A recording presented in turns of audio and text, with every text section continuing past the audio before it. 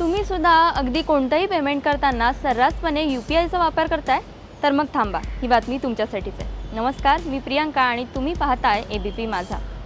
खरं तर आपण कोणताही व्यवहार करताना सर्रासपणे UPIचा वापर करतो। मात्र हा UPI खरंच मोफत आहे का? हेच पाहूयात या व्हिडिओमध्ये। रिझर्व्ह बँक ऑफ इंडियाचे गव्हर्नर संजय मल्होत्रा यांनी या संदर्भात एक महत्त्वाचा खुलासा केला आहे।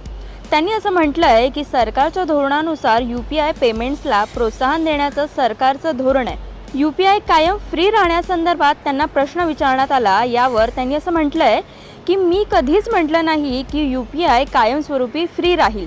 आता देखील ते पूर्णपणे फ्री नाहीये, कोणीतरी त्याचा खर्च उचलत आहे, कुठे ना कुठे याचा खर्च दिला जात आहे। मात्र खरा प्रश्न हा आहे की हा खर्च कोण उचलतंय? संजय मल्होत्रा यांनी असंही स्पष्ट केलंय की हा जो खर्च लागणार आहे UPI पेमेंटसाठी, याचं शुल्क युजर्सकडून घेतलं जावं याची काही आवश्यकता नाहीये।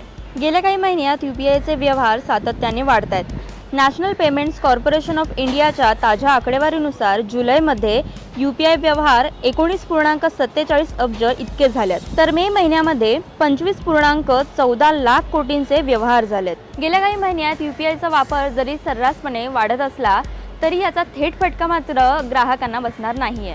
या आकडेवारीवरून खरं तर आपल्याला असं लक्षात येतं की UPI पेमेंटचं प्रमाण खरं तर खूप वाढलंय, परंतु याचा थेट फटका मात्र ग्राहकांना बसणार नाहीये।